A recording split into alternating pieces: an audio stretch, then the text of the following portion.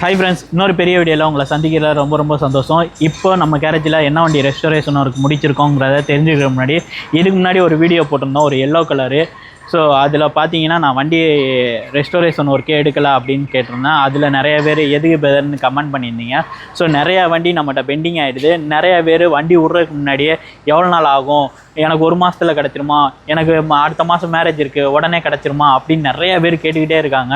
So அந்த ரீசனுக்காக நாங்கள் வண்டியை எடுக்க போகிறதில்ல. ஏன்னா ஒரு வண்டியை கரெக்டாக பில்ட் பண்ணோம்னா கிட்டத்தட்ட ஒரு 3 மாதத்துலேருந்து 4 மாதம் டைம் ஆகும். வண்டியை சப்போஸ் வண்டியே நாங்கள் பிஸ் பண்ணி முடித்து வண்டியை வச்சுருந்தாலுமே கஸ்டமருக்கு கொடுக்குறதுக்கு 10 நாள் டைம் எடுப்போம்.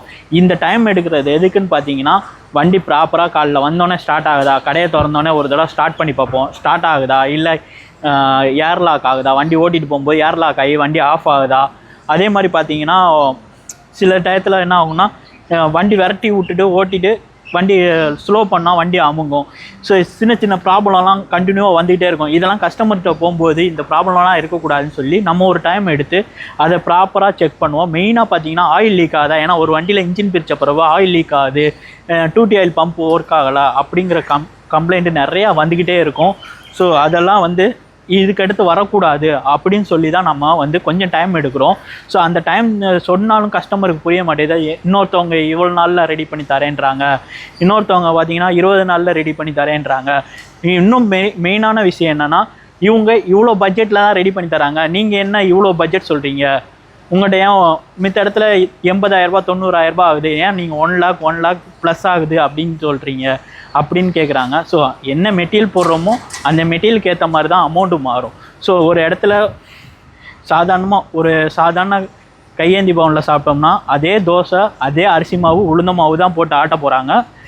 அங்கே 40 ரூபா தோசை.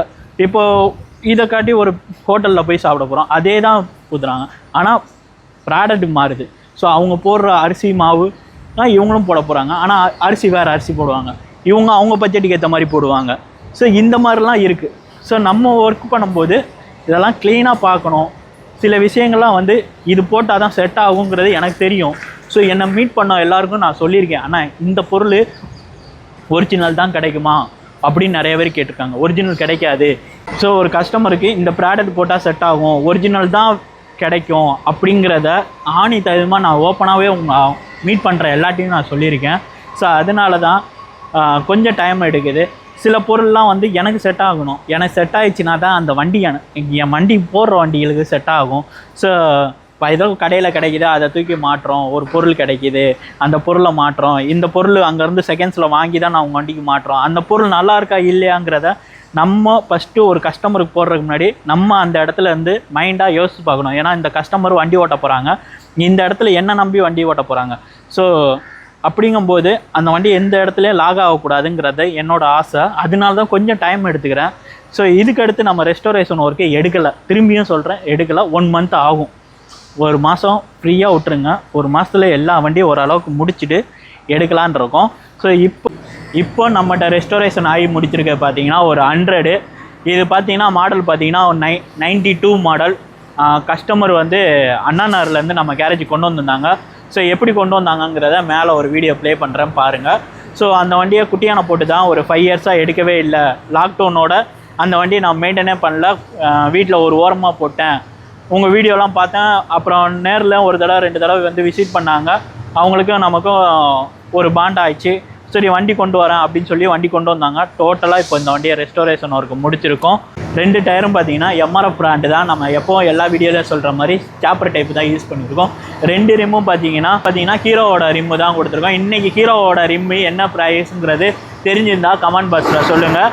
அது மட்டும் இல்லை, இந்த வண்டியில் செயின் ப்ராக்கெட் புதுசு, செயின் ப்ராக்கெட் ஒரிஜினல் தான் யூஸ் பண்ணியிருக்கோம். இன்றைக்கி ரேட்டு 999 ரூபா வருது. ஸோ அதுவுமே ஒரிஜினல் தான் நம்ம யூஸ் பண்ணியிருக்கோம். இப்போது ஃப்ரெண்டு மக்கார்ட்லேருந்து ஆரம்பிக்கலாம். ஃப்ரெண்டு மக்கார்டை பொறுத்தளவுக்கு ஒரு சீல்டு மக்கார்டு தான் கேட்டிருந்தாங்க. அது ஒரிஜினாலிட்டியாக ரெடி பண்ண போகிறதுனால ஒரிஜினாலிட்டியாக எப்படி இருக்குமோ அதே மாதிரி கேட்டிருந்தாங்க கஸ்டமரு. அதுக்கடுத்து பார்த்தீங்கன்னா number plate, box number plate கேட்டிருந்தாங்க. அதுவுமே இந்த வண்டி கொடுத்துருக்கோம். ஹெட்லைட்டை பொறுத்தளவுக்கு சூப்பர் எஸ்எல் ஹெட்லைட்டு. நான் சொல்லலைன்னா ஏன் சொல்ல, இது சூப்பர் எஸ்எல் ஹெட்லைட்லாம் சொல்ல போகிறீங்க, நானே சொல்லிடுறேன். இது super SL headlight. LED bulb alter பண்ணியிருக்கோம். பேட்டரியை பொறுத்தளவுக்கு 4 amps யூஸ் பண்ணி ரெட்டிஃபையர் ஆல்ட்ரு பண்ணியிருக்கோம். பவரோட பேட்டரியோட பேக்கப்பு கொஞ்சம் அதிகமாக இருக்கணுக்காக பண்ணியிருக்கோம். அதுக்கடுத்து பார்த்திங்கன்னா சுவிட்சை பொறுத்தளவுக்கு க்ரச்சோட சுவிட்சு நம்ம யூஸ் பண்ணியிருக்கோம். ஒரு ஒய்டான ஹேண்டில் பார், நம்ம எப்போவும் சொல்கிற மாதிரி customize handle bar. Quick throttle டாமினரோட குயிக் த்ராட்டில் நம்ம யூஸ் பண்ணியிருக்கோம். டேங்கு சீல்டை பொறுத்தளவுக்கு மெரூன் கலரு டார்க் மெரூனில் நம்ம பண்ணி முடிச்சிருக்கோம். அதே மாதிரி ஆயில் பம்ப் ஒர்க் ஆகுமான்னு கேட்டிங்கன்னா ஆயில் பம்ப் ஒர்க் ஆகாது இந்த வண்டியில். கஸ்டமர் வந்து ஆயில் பம்ப் ஒர்க் பண்ண வேண்டாம், எனக்கு அப்படியே டேங்கில் நான் யூஸ் பண்ணிக்கிறேன், நான் என்றைக்குனாலும் ஒரு நாள் எடுப்பேன், ஆயில் பம்ப் இருந்துச்சுன்னா அடிக்கடி ஸ்டார்டிங் ட்ரபிள் வரும். உண்மை, அந்த கஸ்டமரு என்கிட்ட சொல்லும் போது அப்படி ஜென்னுனாக சொன்னார். ஸோ கட்சியை பொறுத்தளவுக்கு ஒரு டிச்சிங் டைப்பில் கொடுத்துருக்கோம். ஸோ செயின் கார்டு புதுசு இந்த வண்டியில். இதுக்கடுத்து இன்ஜினில் பார்த்தீங்கன்னா கேஸ் மூடியில் அதே மாதிரி மெரூன் கலரில் நம்ம பண்ணியிருக்கோம். இப்போ இந்த வண்டியோட பீட் சவுண்டு கேட்கலாம் வாங்க.